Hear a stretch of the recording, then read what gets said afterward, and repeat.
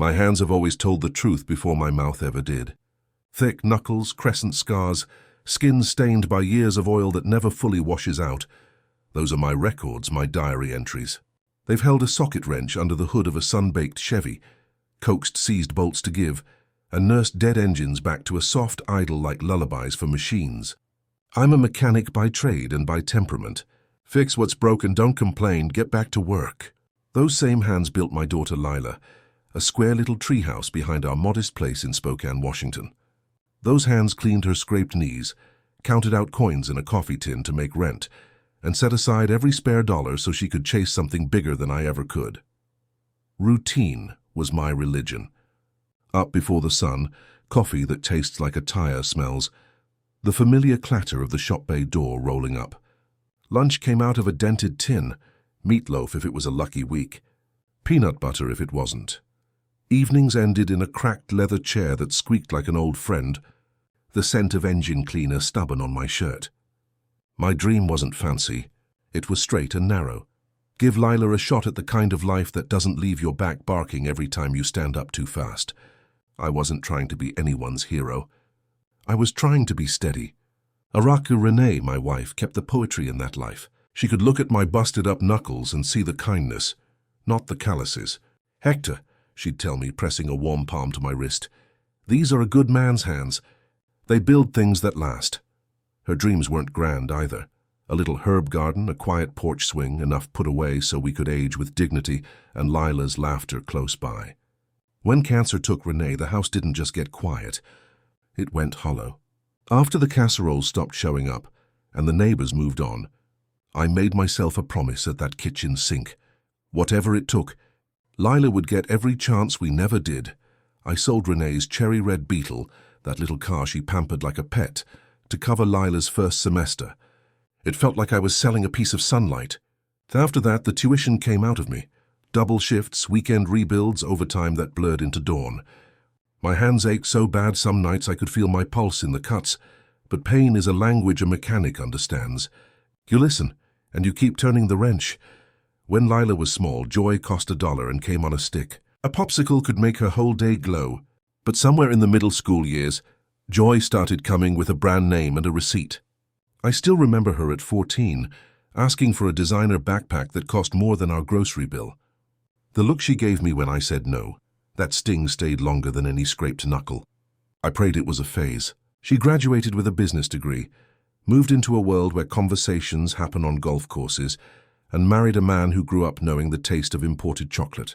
Ethan's father, Mr. Blackwell, owned more real estate than most people own socks and collected vintage cars like they were cereal box toys. He gave Lila a new car every Christmas, as if the year wasn't really finished until someone handed her keys with a bow on them. Meanwhile, I was the guy who quietly made sure first semester got paid.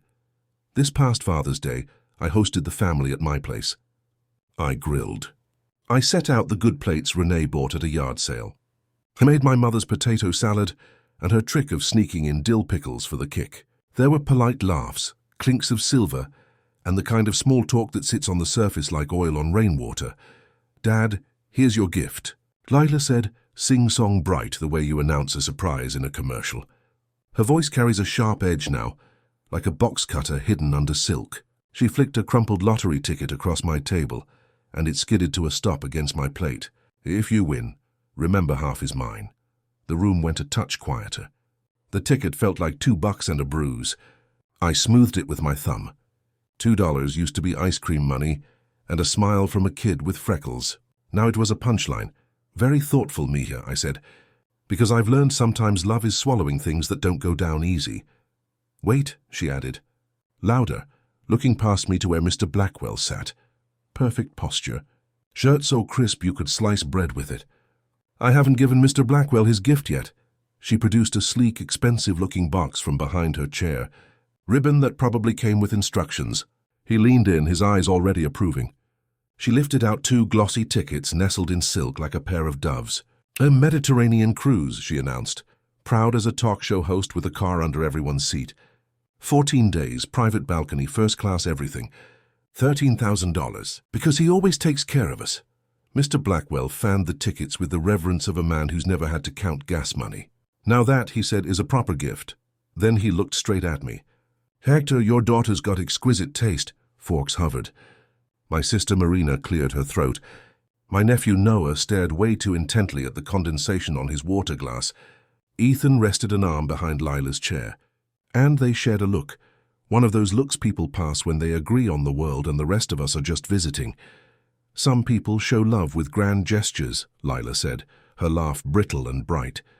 She wiggled the lottery ticket with 2 fingers. Others keep it simple. I kept my face steady. I appreciate the thought. It's a joke, she said, dismissing it with a flick. But hey, if you hit the jackpot, I expect my half. High paid after all, Mr. Blackwell chuckled, deep and pleased. Maybe next year we'll see something more substantial from you, Hector. I nodded at the right times, murmured that the cruise sounded wonderful, and pretended my bones didn't feel hollow. The numbers on that ticket started to blur. $2 and a reminder that somewhere along the way, I turned from father to footnote. They left fast. Wealth moves efficiently. Doors shut, engines purred, voices drifted down the street. I stayed where I was, fingers resting on a raffle of hope and sarcasm. The sun slid off the table and left me in the comfortable dim of an old house that remembers better laughter. The next morning, the ticket lay by my coffee cup like a prank someone forgot to take back.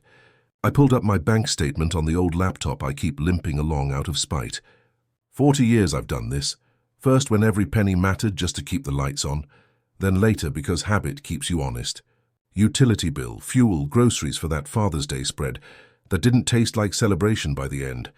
Then a line item blinked at me like it was in a foreign language. Premiere voyage, June 6th. I blinked back, expecting it to rearrange itself into something familiar. It didn't. The amount sat there like a dare, 13,000 and change. I checked the calendar, checked my memory. On June 6th I was at the shop, then home eating leftover chili and watching a game I can't even remember. My phone rang before the disbelief could even finish warming up. Unknown number. Mr. Ruiz, this is Daniel from First Cascade Bank, a calm voice said. We are calling about an unusual charge on your account. Online purchase, substantial amount listed as Premier Voyages. It's outside your normal spending pattern. Did you authorize that? The room tilted a little. No, I said, voice thin. I did not. There's a note, he continued carefully, that the card used is associated with an authorized user, one Lila Ruiz. We're prepared to initiate a dispute if...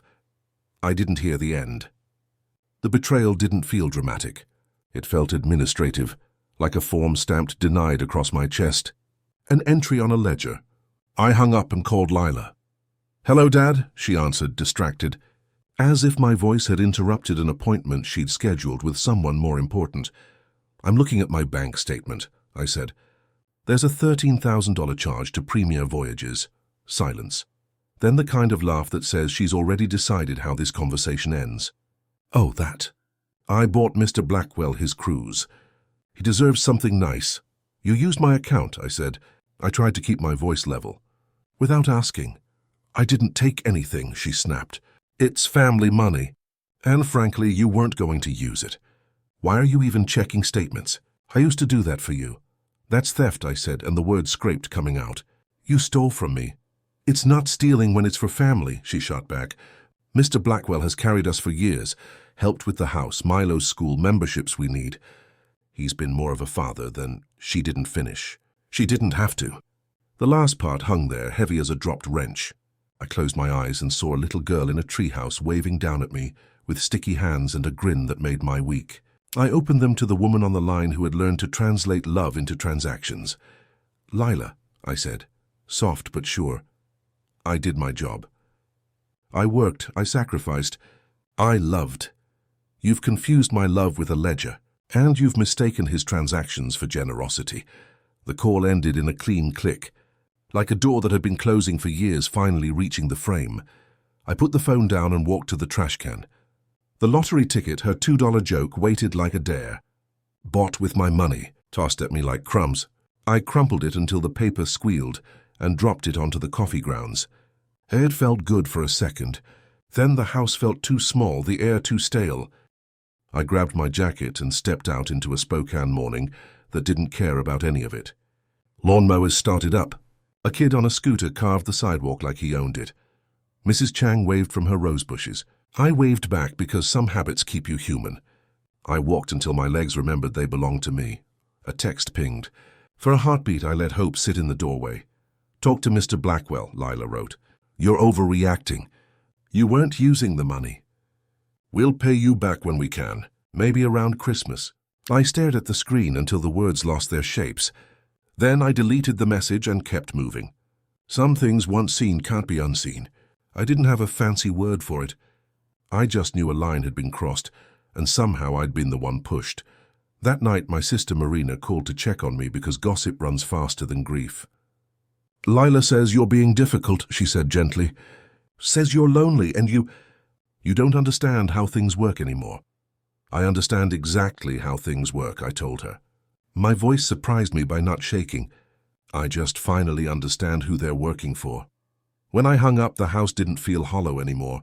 It felt like a place where decisions could be made. In the morning, I'd call the bank. I'd end the access I should have ended years ago. For that night, I sat with the ache and let it be real. The trash can held a coffee-stained lottery ticket.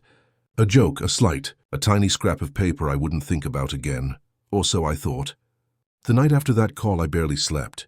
I lay on my back, staring at the ceiling fan blades as they sliced the dark, turning slow and steady like time that refused to hurry. I kept hearing Renee's voice in my head. "Hector, protect what you build. Don't let anyone tear it down."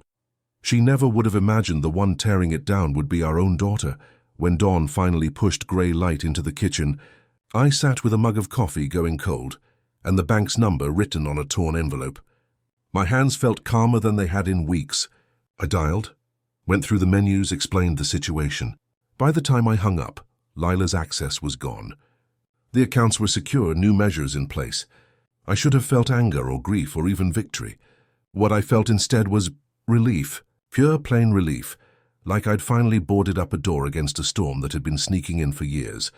I tossed the envelope aside and glanced at the trash can. The lottery ticket was still there, crumpled among filters and eggshells. A joke, a jab, bought with my own money and handed to me like a bone tossed to a mutt. The irony stung deeper now that I knew how she'd paid for it. I pulled it out, smoothed the creases. Coffee stains blurred the edges, but the numbers were clear. 12, 19, 24, 36, 41, Powerball 10. Useless numbers, nothing more. I almost laughed at the absurdity of it, before I crushed it back into a ball and buried it deeper under the trash. That day, I tried to busy myself. I tinkered in the garage, reorganized the old tool chests, checked fluids in my rusty Dodge. But everything I touched seemed to echo with memories. Wrenches I'd used fixing Lila's first car, the sedan I restored with my own sweat. She had barely looked up from her phone when I handed her the keys. I tried to push the memory aside, but it stuck, sharp as a burr. Evening came heavy. I collapsed into my leather chair, the one Renee always teased me about never replacing. The TV remote felt like a lifeline, flipping channels without purpose. News, sitcom reruns, some cooking show where the host flambéed something no one in my neighborhood would ever eat. Then came the familiar jingle, the state lottery broadcast. I hovered, thumb over the button, ready to skip, but something in me lingered. "Good evening, Washington," the announcer said with his polished cheer. "Tonight's Powerball jackpot sits at $120 million. Let's see those numbers." I watched with half a mind, almost mocking myself for wasting seconds on it. Tonight's numbers: 12, 19, 24, 36, 41. Powerball 10. I froze. The remote slid from my hand and clattered onto the floor. I repeated the numbers under my breath. They weren't just familiar, they were exact. I stumbled into the kitchen, yanked the trash can toward me, and dug like a man desperate for oxygen. Coffee grounds smeared my hands, eggshells cracked under my nails. Finally, I pulled the ticket free, limp and stained but still legible. I rinsed it in the sink, smoothed it on a towel. There it was. Every single number matched. I sat down hard, the chair scraping the linoleum. My chest felt hollow, like the air had been punched out. The $2 joke, the insult tossed across my table, the slip of paper I'd nearly buried forever. It was worth more money than I could even picture. I sat there for what felt like hours, staring at it, whispering the numbers again and again until I was sure it wasn't a hallucination. That night I didn't sleep. My mind spun with what-ifs. with Renee's voice, with images of Lila's smirk as she'd thrown me the ticket. I alternated between laughter and tears, between wanting to frame the thing and wanting to burn it. By dawn, I had only one decision. I had to know for sure. No guessing, no dreaming. I had to confirm it. The next morning, I drove into downtown Spokane. The Lottery Commission office stood taller than I expected, glass and steel reflecting grey clouds. Inside, everything smelled like carpet cleaner and official business. A woman named Julia met me at the counter, professional smile plastered on her face. "Mr. Ruiz?" she asked, glancing at the battered ticket I handed her inside a plastic sleeve. "Quite the condition here. May I ask what happened?" "I threw it away," I admitted. My voice felt strange in my throat. I thought it was worthless. My daughter, she bought it as a Father's Day gift, but I stopped myself. "It doesn't matter." Julia nodded, slid the ticket under a scanner, tapped keys with calm precision. "Well, Mr. Ruiz, the condition isn't ideal, but it's still readable and intact. And I'm happy to confirm, this ticket is a winner. The jackpot, congratulations." Her words seemed to echo through the room. A winner, the jackpot. $120 million. She explained the process. Lump sum versus annuity, taxes, paperwork, legal steps. I heard her, but the words swam. All I could think about was the coffee-stained slip of paper, the insult turned miracle. Driving home, the world looked the same, but felt like a costume. The corner grocery, the cracked sidewalks, Mrs. Chang's roses, they hadn't changed, but I had. The secret in my glove compartment made everything surreal. I wasn't Hector Ruiz, the worn-out mechanic, anymore. I was the man holding a fortune. I hadn't even been home an hour when the screech of tires tore through the quiet street. Lila's SUV skidded into my driveway, followed by a sleek black Mercedes I recognized as Ethan's. They got out fast, Lila already shouting before her heels hit the gravel. "What the hell did you do to my card?" she yelled. "It got declined at Nordstrom. Do you have any idea how humiliating that was?" I stood on the porch, arms crossed, the ticket heavy in my pocket. "I removed your access. After you stole $13,000. I didn't steal anything," she spat. "That was for family, for someone who actually deserves it." Ethan followed, calm in his expensive suit, his voice oiled smooth. "Hector, let's not blow this out of proportion. Sarah was just trying to give Mr. Blackwell a gift. It's not like you needed the money. You sit on it doing nothing. No return, no growth. It's wasted." "My return," I said, meeting his eyes, "is dignity, and you wouldn't know a thing about it." Lila stamped her foot like she was still 14. "He's been more of a father to me than you ever were. He gives us houses, schools, cars. You gave us what? Hand-me-downs and guilt?" "You're right," I said quietly. "It wasn't generosity. It was love. The kind that builds a life nail by nail, not the kind you buy with a check." "But you can't tell the difference anymore." Her face twisted with anger. "You don't understand anything. You're just a bitter old man who doesn't know how to live." I felt a smile spread, genuine and calm. "On the contrary, Lila, I finally understand. And you won't get a penny of my money. Not half, not a dollar. Every cent will go to people who truly need it. You'll see exactly how I live." Her eyes widened. "You what money?" she stammered, suspicion dawning. But I turned, went inside and shut the door. Her fists pounded on the wood for a while before the engines revved and silence returned. I leaned against the door, the ticket clutched in my hand. For the first time in years, my heart felt steady. I knew exactly what I was going to do. The silence after Lila's car tore away was the sweetest sound I'd heard in years. It wasn't just quiet, it was freedom. For once I wasn't the one left standing empty-handed. I had something no one could steal, no matter how hard they schemed. And the power of that realization lit something in me I hadn't felt since Renee was alive. Purpose. I sat at the kitchen table, with the ticket laid flat before me. Its creases were stubborn, coffee stains spidered the edges, but it held a truth worth more than all of Mr. Blackwell's cars combined. I thought about what people would do with $120 million. Buy yachts, build mansions, fly private. But none of that felt right for me. Renee's voice whispered in the quiet, "Simple joys, Hector. Build things that last." So that became my blueprint. Not revenge, not indulgence, legacy. Something she'd be proud of. The first call I made was to a financial advisor. A man named Douglas. came highly recommended by the Lottery Commission itself.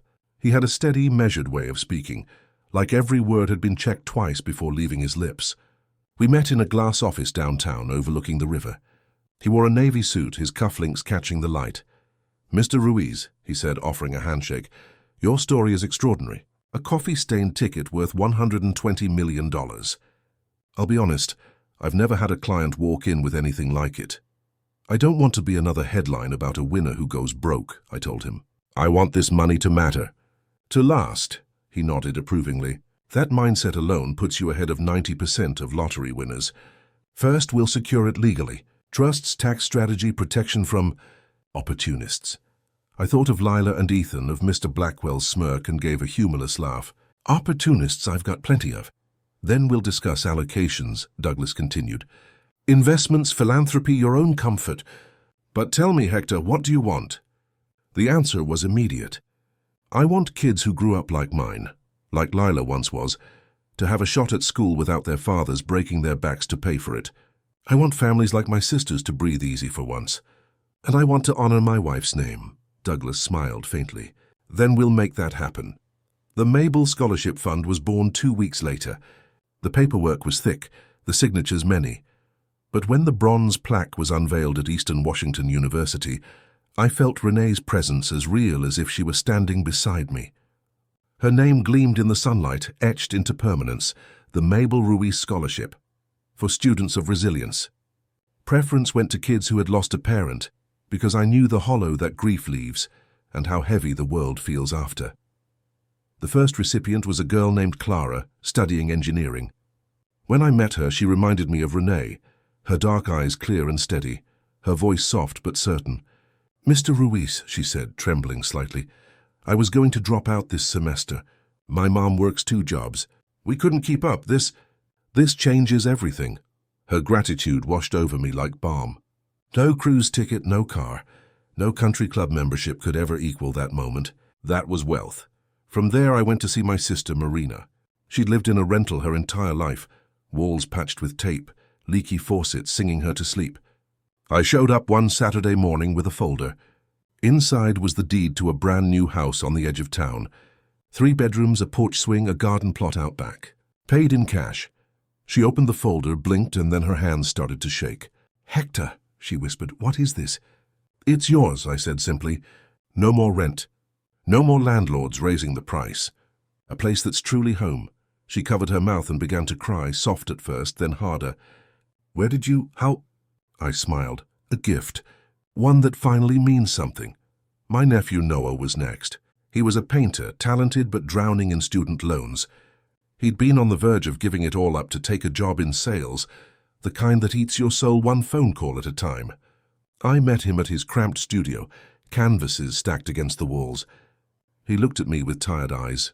"You're debt-free," I told him, handing him a letter from the bank. "Go paint. Go live the life you've been fighting for."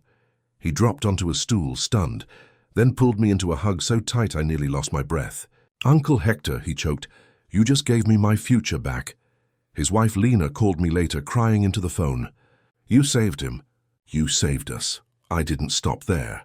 My younger nephew, Mateo, had just started his first job, commuting an hour each way in a car that rattled like a coffee can full of bolts.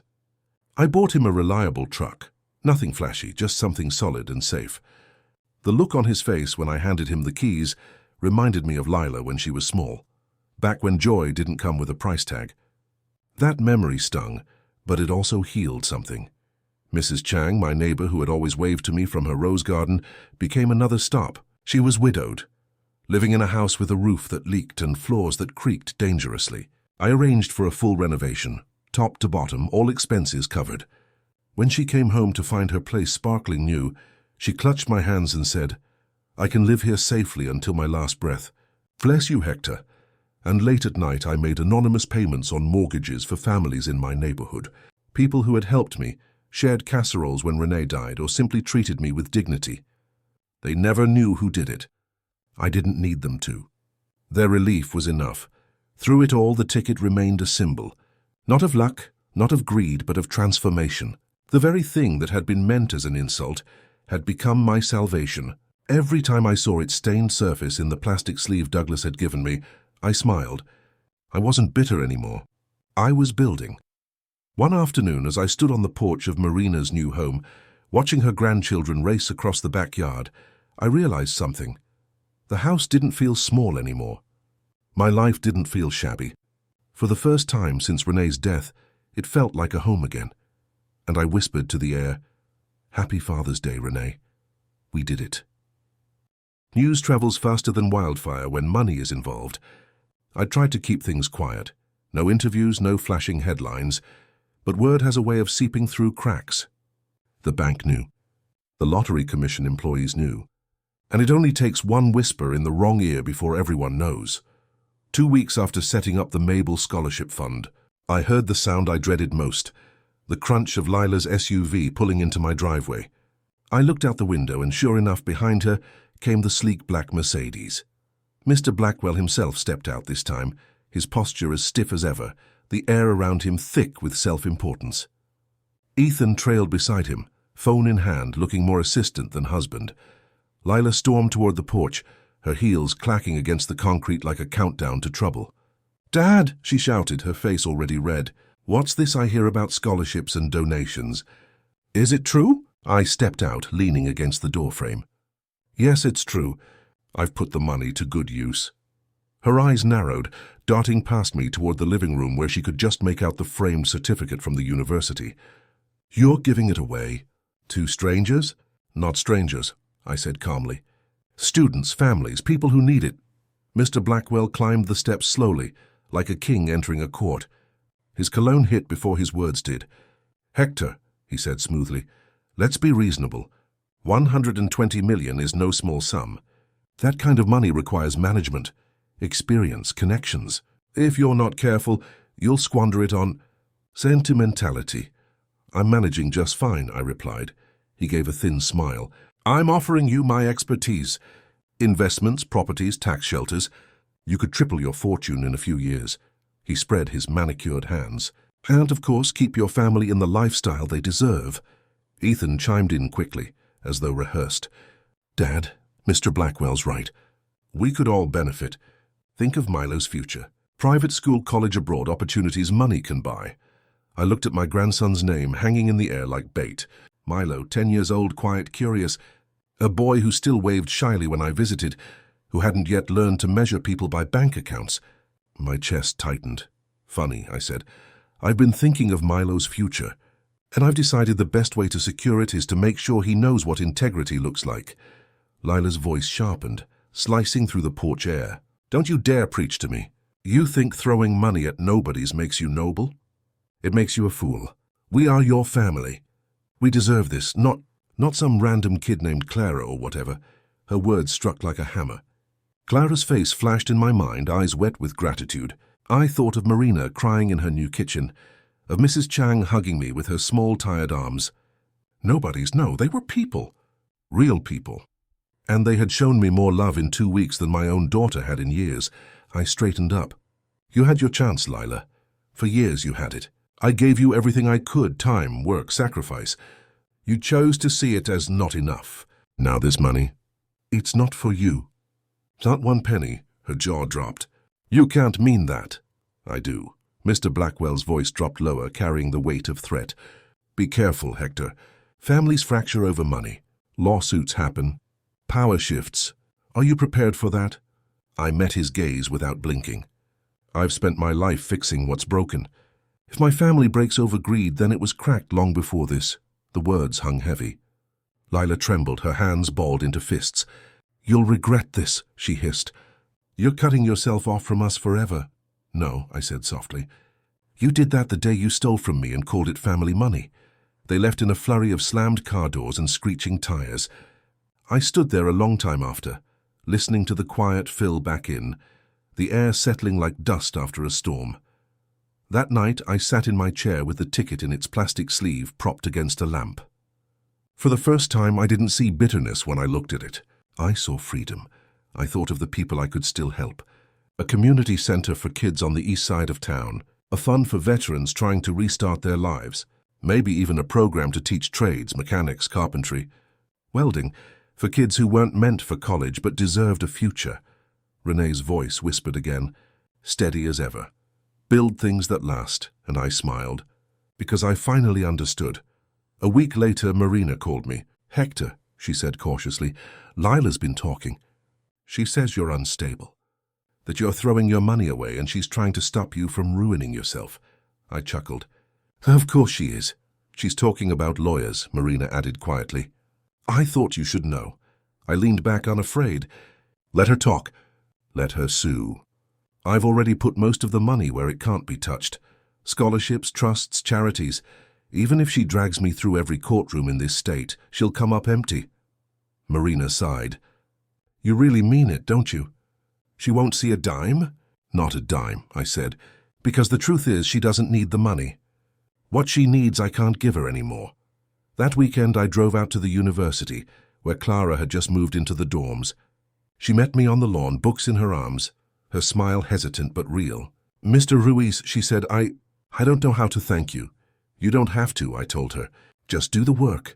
Build something that lasts. That'll be thanks enough. She nodded, her eyes shining. And in that moment, I felt lighter than I had in decades. Back home, the house felt different. Not smaller, not hollow, but alive again. As if Renee's laughter still lived in the walls. As if the love I'd thought lost had returned. Multiplied through every life touched by that coffee-stained ticket. And I knew I hadn't lost my daughter completely. I'd just learned where my true family was. The first letter came on a Tuesday, tucked into my mailbox between an electric bill and a flyer for half-off pizza. Thick envelope, heavy paper, the kind lawyers use when they want to remind you they charge by the hour. Mr. Ruiz, it began in sharp black print. We are writing on behalf of your daughter, Mrs. Lila Blackwell, regarding her rightful interest in the recent lottery winnings. I didn't finish the rest. I didn't have to. The words blurred into one simple message. She was suing me. I set the letter on the counter, made myself a cup of coffee, and let the smell of roasted beans cut through the tightness in my chest. For a moment I just stared at the steam curling upward, remembering how Renee always said coffee was courage in a cup. Then I called Douglas, my advisor. They've come for it, I said, sliding into the chair at my kitchen table. Expected, he replied calmly. Don't worry, Hector. The money's secured in trusts and charitable foundations. She'll have no legal standing. She'll try anyway, I muttered. Douglas paused. Then let her. Sometimes people need to exhaust themselves against a wall before they realize it won't move. But letters weren't the only thing. The next week, I went to the grocery store. People stared a little longer than usual. Whispers floated behind me in the aisles. By the time I reached the checkout, the clerk, normally cheerful, kept her smile tight, her eyes flicking away from mine. I found out why the next morning. On the front page of the local paper, lottery winner estranged from daughter amid allegations of instability. There it was in bold. My name, my face, a photo lifted from the university's scholarship announcement, paired with quotes from sources close to the family. Words like paranoid, reckless, unfit to manage his own affairs. I didn't need to guess who the source was. I folded the paper slowly, placed it in the drawer where I kept old birthday cards from Lila when she was little. Back when her handwriting was round and clumsy, and her messages always ended with too many hearts. 2 days later, Marina showed up at my door. She had that look, worried like she wanted to help but wasn't sure how. She's talking to everyone, Hector, she said softly. Church friends, neighbors. She says you've lost your mind, that you're giving everything away to buy strangers' love. I shrugged, though the words stung. If giving kids a chance at college is madness, then maybe I am. Marina sighed, gripping my hand. I just don't want you alone in this. I squeezed back. I'm not alone. Not anymore, and I meant it. Because for every whisper Lila spread, I saw a smile from someone I'd helped. Clara sending me her first exam grade. Noah showing me a canvas glowing with color. Mrs. Chang waving from her repaired porch, her roses blooming brighter than ever. That was proof enough that I wasn't crazy. Still, the pressure built. One afternoon, I pulled into my driveway to find a local reporter waiting, microphone in hand. Mr. Ruiz, care to comment on your daughter's claims that you're squandering the money? I walked past him without slowing, the gravel crunching under my boots. No comment.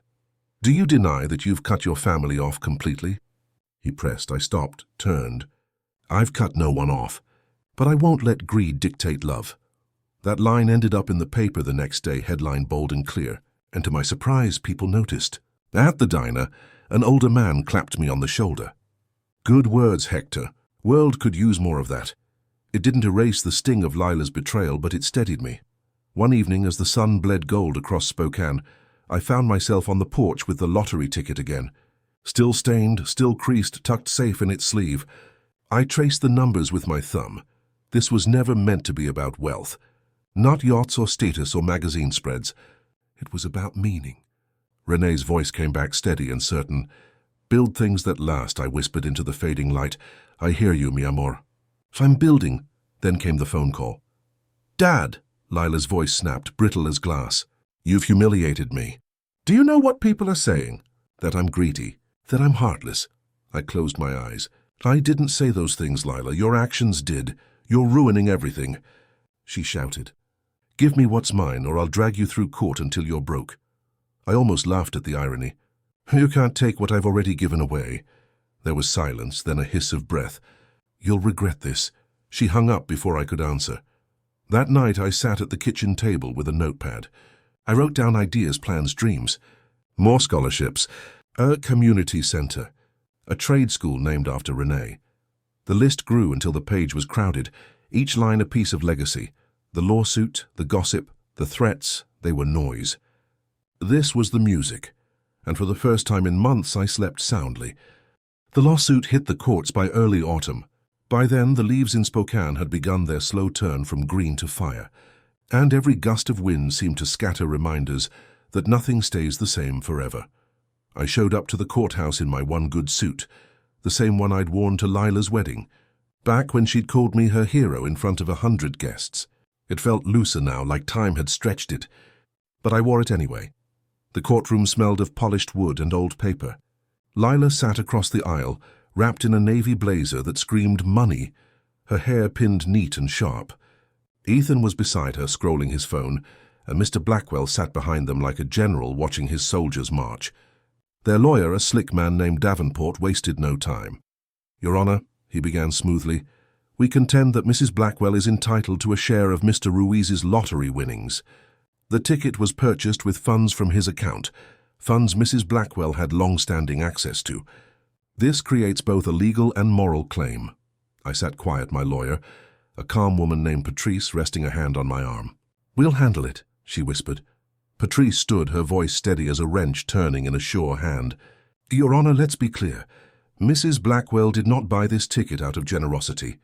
She used funds without permission, disguised the purchase as a gift, then mocked Mr. Ruiz by demanding half if he won. That is not generosity. That is theft. And now she demands entitlement to winnings she never valued in the first place.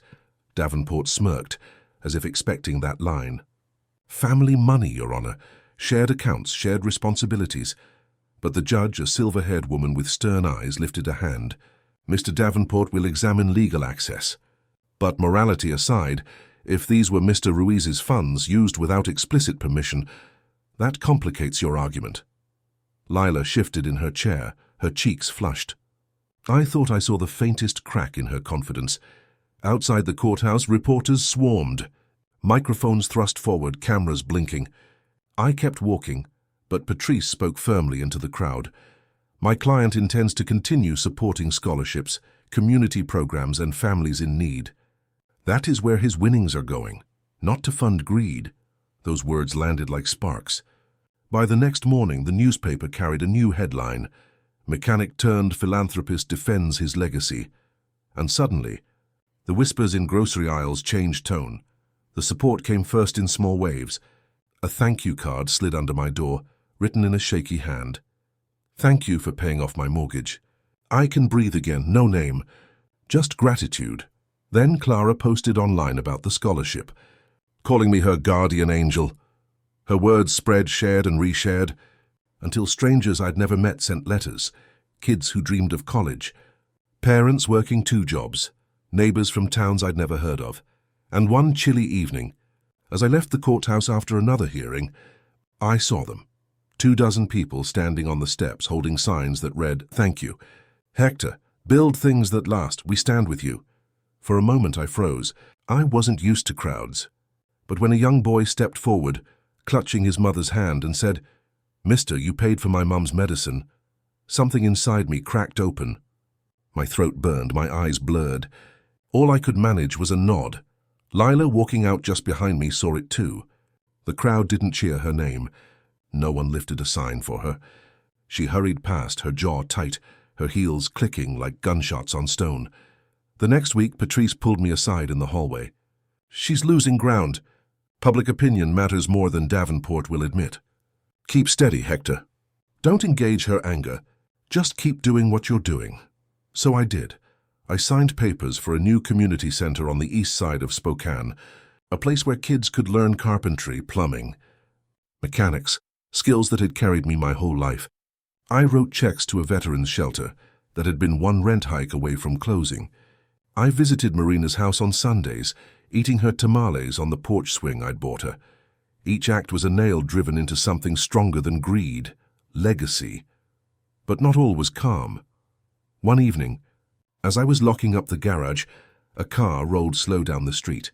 The window lowered and Lila's voice called out, "Dad!" She barked, her tone sharp. "You're humiliating me. You think strangers care more about you than your own daughter." I turned, hands steady on the lock. "I don't think it, Lila, I know it."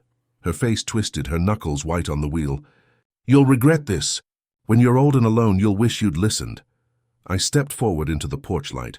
I'd rather be alone with dignity than surrounded by greed. Her engine revved.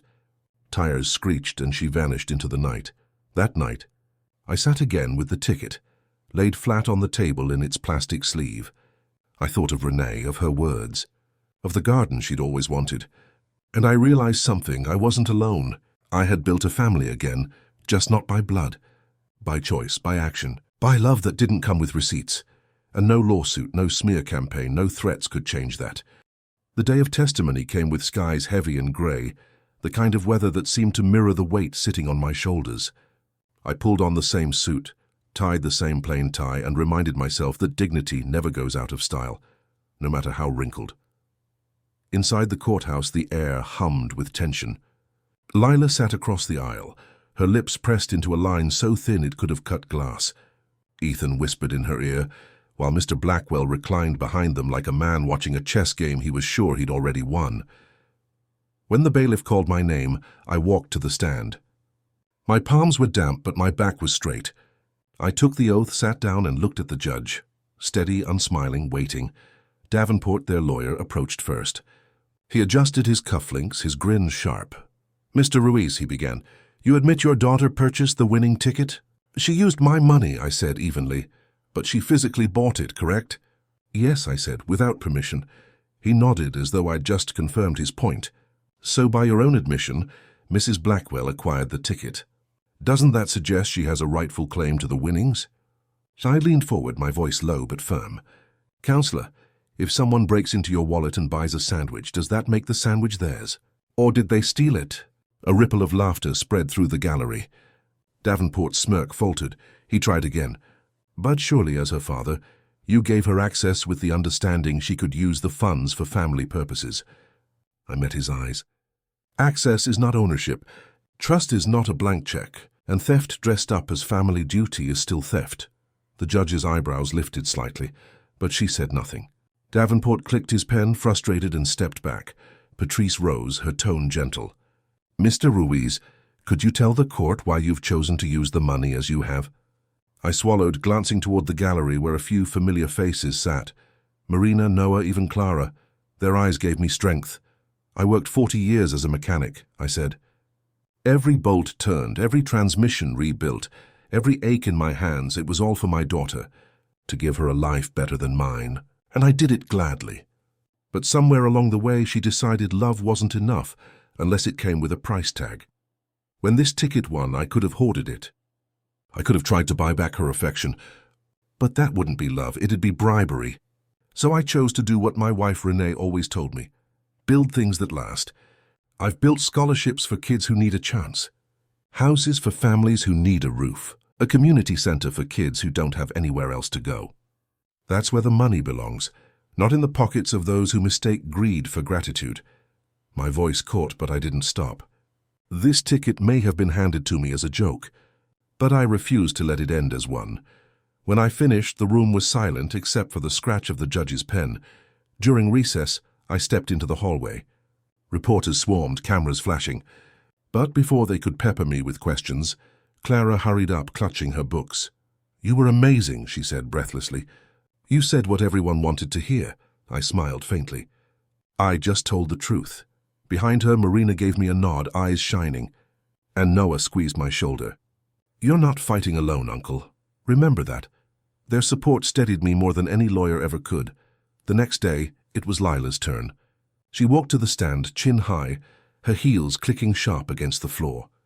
"Mrs. Blackwell," Davenport prompted, "why do you believe you deserve a share of your father's winnings?" She didn't hesitate. "Because I bought the ticket." "Because family is supposed to share." "Because I've always managed his money, and without me, he wouldn't even know how to keep a bank account in order. And because Mr. Blackwell has supported us when my father couldn't. It's only fair he finally gives something back." Her words stung. But what hurt most wasn't the accusation. It was the emptiness in her voice. No warmth, no memory, no trace of the girl who once made me construction paper cards with glue smudges and crooked hearts. When Patrice cross-examined, she kept her tone calm. "Mrs. Blackwell, did your father ever explicitly tell you to use $13,000 from his account to purchase a cruise for your father-in-law?" Lila hesitated just for a second. "No, but I didn't think I needed to." "And when you gave him the lottery ticket," Patrice pressed, "did you treat it as a meaningful gift or a joke?" Lila's mouth opened, then closed.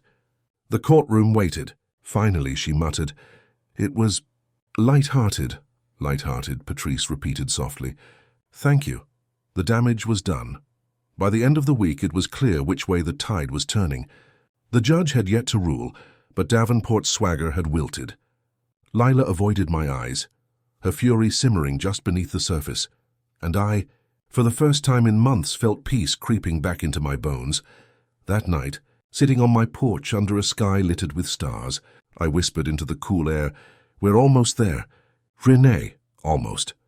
Because win or lose, money or no money, I knew the truth. I had already won. The verdict came on a crisp Friday morning. The courthouse was quieter than usual, as though everyone knew the weight of what was about to be said. I sat at the defendant's table, my hands folded loosely on the wood, calm in a way I hadn't been since Renee's passing. Across the aisle, Lila sat rigid, her eyes darting between the judge and Mr. Blackwell, who whispered something in her ear every few minutes, like a coach giving last-minute plays. The judge entered, her robe sweeping as she took her seat. She scanned the room with eyes that could silence an army. "This case," she began, "has touched on more than money. It has touched on family, trust, and responsibility. But the matter before me is simple. Does Mrs. Blackwell have a legal claim to these lottery winnings?" Lila leaned forward, hopeful. Davenport's smirk returned, thin but certain. The judge continued.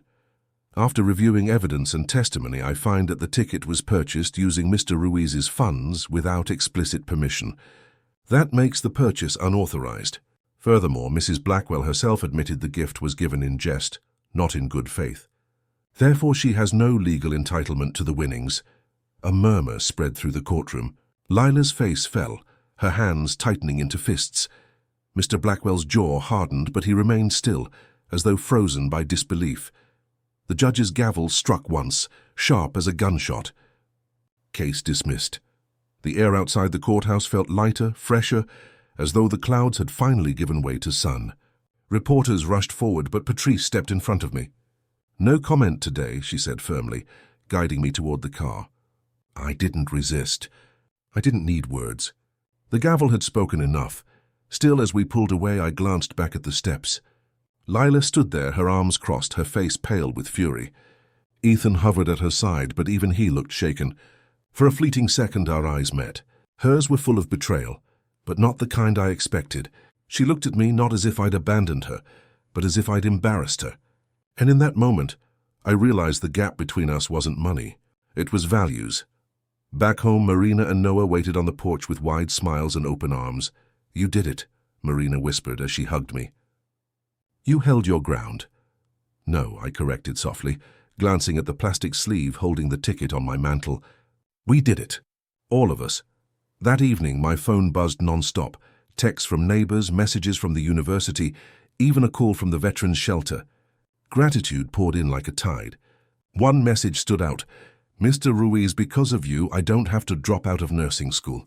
Someday I'll be able to save lives. Thank you."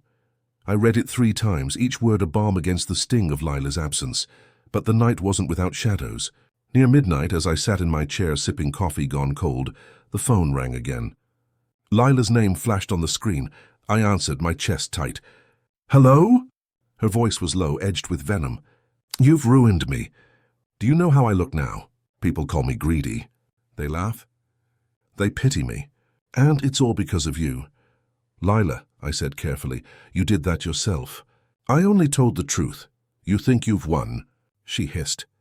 "Enjoy it while it lasts. You'll die alone, Dad. And when you do, all those strangers you care so much about, they won't be there to hold your hand." The line clicked dead. I set the phone down, my heart heavy but steady. Her words were meant to wound, but instead, they only clarified what I already knew. I had lost my daughter long before the ticket. The next morning, I stood in my backyard, looking at the spot where Renee's garden once grew wild with tomatoes and basil. I decided then that I'd rebuild it, bigger, brighter, a community garden, open to neighbors, tended by the kids at the new center. Something that would outlast gossip, court cases, and bitterness. I knelt, pressing my hand into the soil. Warm, damp, full of promise. Renee's voice drifted back again. "Build things that last," and I whispered into the earth, "I'm still building, love. Always will." That weekend I attended the opening of the community center. The building wasn't fancy. Brick walls, wide windows, the faint smell of new paint, but it hummed with life. Kids ran between rooms, exploring woodworking tools, computer labs, art supplies. Parents stood at the edges, some with tears in their eyes. Clara spotted me near the entrance and rushed over. "Mr. Ruiz, you have to see the library. It's incredible." She tugged me inside, past shelves lined with donated books, past tables already filled with kids drawing and writing. On the wall, painted in bold letters, were the words, "In memory of Renee Ruiz, build things that last." I stopped, my throat tight. The room blurred, and I had to blink hard to steady myself. This was it. This was legacy. That night, sitting on my porch, I realized something simple but profound. I hadn't just won a lawsuit. I hadn't just given money away. I'd reclaimed my life. The house no longer felt too small. My days no longer felt hollow. And though Lila's absence still ached like a missing limb, I had found something stronger. A family made of gratitude, kindness, and resilience. The ticket, once crumpled in the trash, had become more than paper. It was a reminder that even the smallest joke can spark the greatest change. Winter crept into Spokane, wrapping the town in its sharp breath. The mornings were frosted silver, and my old Dodge groaned louder than usual when I started it. But inside me there was warmth, a steadiness I hadn't felt in years. The scholarship fund had already awarded its second round. The community center bustled with kids learning trades, their laughter bouncing against the brick walls. The garden plot behind my house, once Renee's, had been turned over and planted with winter greens under the care of local volunteers. Every corner of my life now whispered her words back to me. Build things that last.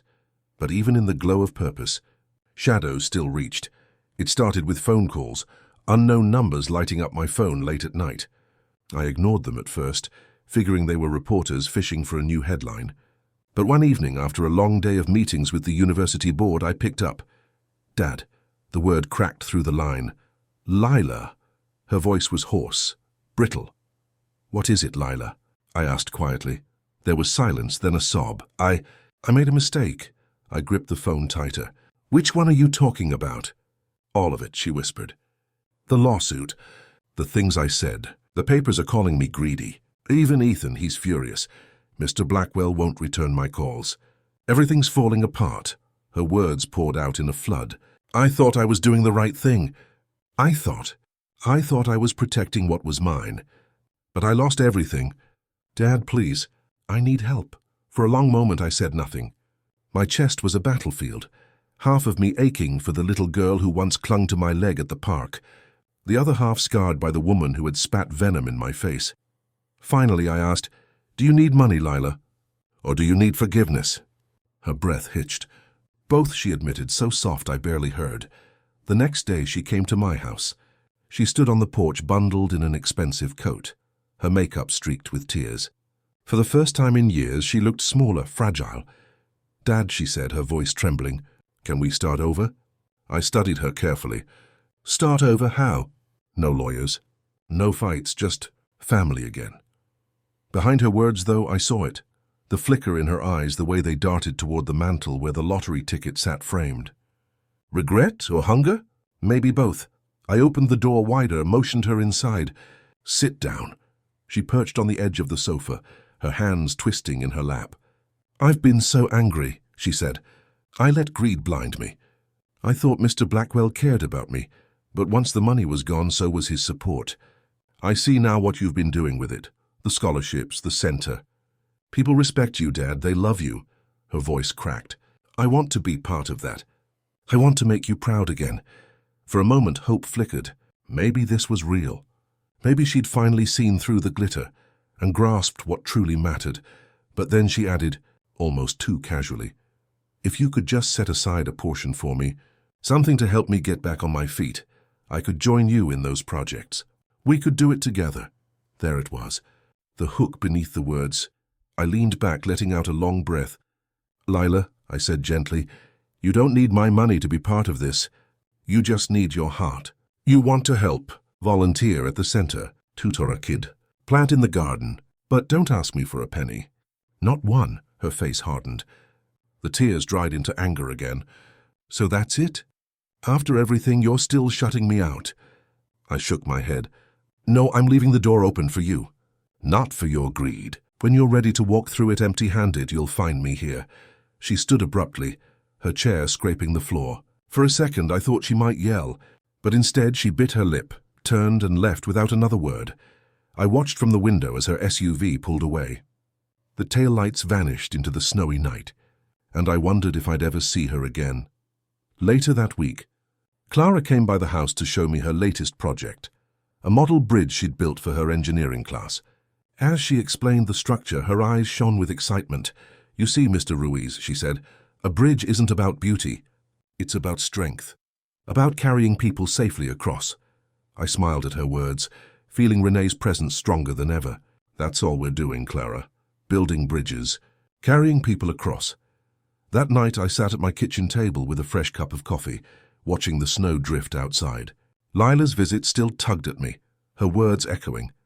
But as I looked around, the scholarship plaques, the drawings from kids at the center pinned to my fridge, the framed photo of Renee smiling in her garden, I knew my answer was right. Love can't be bought. Legacy can't be bribed, and some bridges, no matter how badly you want them, can't be built until both sides meet in the middle. Spring arrived in Spokane with soft rain and the smell of earth waking up. The garden out back had come alive again. Rows of lettuce, beans curling toward trellises, tomato seedlings pushing through the soil.